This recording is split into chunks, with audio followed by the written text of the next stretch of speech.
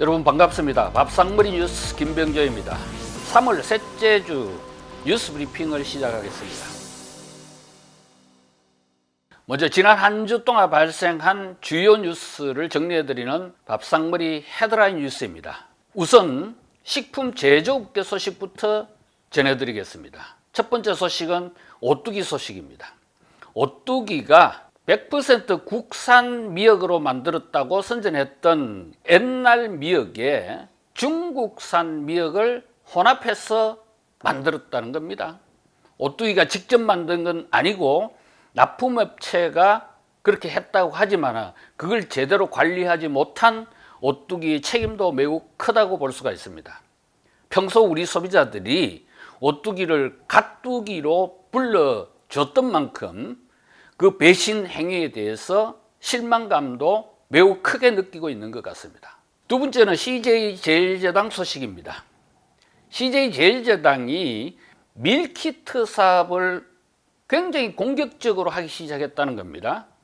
2년 전인 2019년도에 밀키트 전문 브랜드 쿠킷이라는 걸 론칭을 했어요. 그동안 준비를 많이 했는지 지금부터는 2주마다 4종류의 신메뉴를 출시하겠다고 합니다. 그렇게 되면 연간으로 따지면 한 100여 종류의 밀키트 신제품을 내놓는 꼴이 됩니다. 물량 공세로 시장을 선도하겠다는 겁니다. CJ제일제당은 물류회사인 대한통운 그리고 식재료 업체인 CJ프레시웨이를 계열사로 거느리고 있기 때문에 상대적으로 다른 업체에 비하면 경쟁력이 매우 높다고 볼 수 있습니다. 앞으로 시장 판도에 큰 변화가 있을 것 같습니다. 자, 세 번째 소식도 CJ제일제당 소식입니다. CJ제일제당이 이번에는 중화요리 가정간편식 시장 공략에 나섰다는 겁니다. 그래서 고메 탕수육이라는 신제품을 내놨습니다.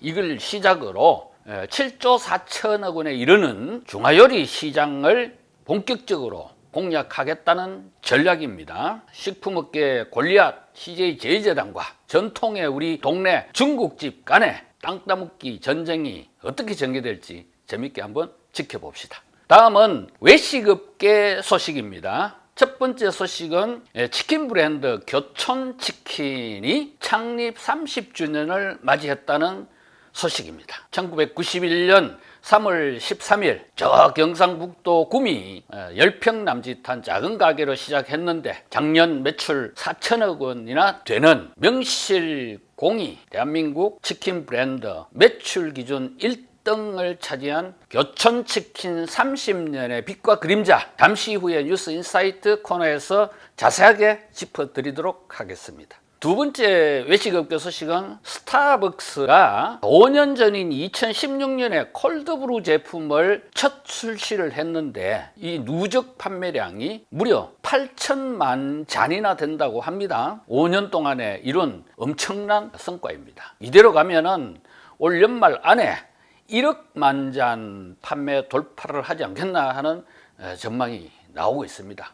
대한민국을 커피 공화국으로 만든 스타벅스 커피 코리아의 위력 한마디로 대단하다고 할 수 있겠습니다. 자, 세 번째는 유통업계 소식입니다. 우선 GS25 소식입니다. 편의점들이 배달 서비스를 시작한 게 한 1년 정도 됐습니다. 그래서 GS25에서 배달 주문한 데이터를 분석해 봤는데 가장 많이 주문한 상품이 뭐냐? 치킨25였습니다.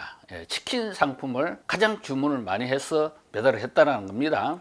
그런가 하면 GS25에서는 또 동네 주민들이 도보로 배달해주는 우딜이라는 서비스를 하고 있는데 그동안은 이제 GS25 상품만 배달했는데 지금부터는 치킨 브랜드 BBQ 치킨까지도 배달을 한다고 해요. 치킨 배달 주문은 수요가 굉장히 많은데 앞으로 배달 시장에도 적지 않은 변화가 예상이 됩니다. 그 다음에는 이제 경쟁업체 CU 소식입니다. CU에서는 캔맥주 구독 서비스를 시작했다 그래요. 우리 식품업계는 구독 경제가 붐입니다. 과자도 구독, 뭐 아이스크림도 구독, 여러 가지 이제 상품마다 구독 서비스가 이루어지고 있는데 이제는 편의점 캔맥주까지 구독 서비스를 시작한다고 합니다. 마지막으로 전통식품업계 소식입니다. 간장협회라는 게 생겼습니다. 기존에 식품 제조업계에 장류협회라는 게 있기는 합니다만 그거하고는 성격이 좀 다릅니다. 간장협회는 전통적인 방식대로 간장을 만드는 사람들이 모인 단체입니다. 그래서 이제 우리 한식 간장을 한번 진흥시켜보자 라는 목적으로 만들어졌는데 앞으로 이들의 활동이 기대가 됩니다. 다음은 뉴스 인사이트 코너입니다. 오늘은 창립 30주년을 맞이한 교촌치킨 30년 빛과 그림자를 한번 짚어보도록 하겠습니다. 프랜차이즈 업체들은 입버릇처럼 가맹점이 살아야 본사가 산다 이렇게 말을 합니다. 말은 이렇게 하지만은 실제 이걸 행동으로 실천하는 업체는 그렇게 많지가 않습니다. 그런데 교촌치킨은 상대적으로 그걸 잘했다라고 평가할 수가 있습니다. 이것은 경쟁 브랜드들과 영업이익 규모를 비교해 보면은 알 수가 있습니다. 국내 치킨 브랜드 탑3 그러면은 이제 교촌치킨, BHC, BBQ 매출 기준으로는 그렇습니다. 이 업체들을 비교를 해보면은 매출은 교촌치킨이 월등히 많은데 영업이익은 오히려 2위, 3위 업체보다도 훨씬 적어요. 심지어 두세 배 차이가 납니다. 이것은 뭐냐? 본사가 이익을 많이 가져가는 사업 구조가 아니라는 겁니다. 파트너인 가맹점을 배려하고 가맹점이 이익을 많이 가져갈 수 있도록 했다 이렇게 평가를 할 수 있습니다. 이것이 바로 교촌치킨이 국내 매출 기준 1등 브랜드가 되게 만든 가장 큰 원동력이다 이렇게 볼 수가 있습니다. 자, 그런데 아이러니컬하게도 이 교촌치킨이 소비자 만족도 점수에서는 꼴찌입니다. 2019년도에 한국 소비자원에서 매장 수, 가맹점 수가 많은 국내 8개 브랜드에 대한 소비자 만족도 조사를 했는데 종합점수 꼴찌가 바로 교촌치킨입니다. 결정적인 이유가 뭐냐? 2019년 4월에 교촌치킨이 뭘 했습니까? 전혀 받지 않던 배달료 2,000원을 따로 받기 시작했어요. 치킨 메뉴 가격을 올리려고 하니까 정부에서 올리지 못하게 압박을 했어요. 그러니까 뭡니까? 배달료를 따로 받음으로써 사실상 편법으로 치킨 가격을 올렸던 거예요. 이것이 결정적인 이유가 됩니다.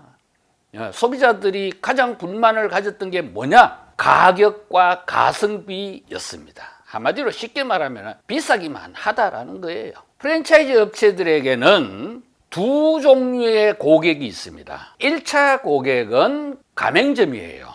직접 돈을 버니까. 2차 고객은 최종 소비자예요. 교촌치킨이 배달료 2,000원을 받음으로써 1차 고객인 가맹점에게는 이익을 줬지만은 그로 인해서 2차 고객인 최종 소비자들을 봉으로 만들었어요. 소비자들이 주머니에서 돈을 빼서 1차 고객인 영업사원 역할을 하는 가맹점에 줬다 이렇게 이야기해도 과언이 아닙니다. 좀 부도덕하죠, 그죠?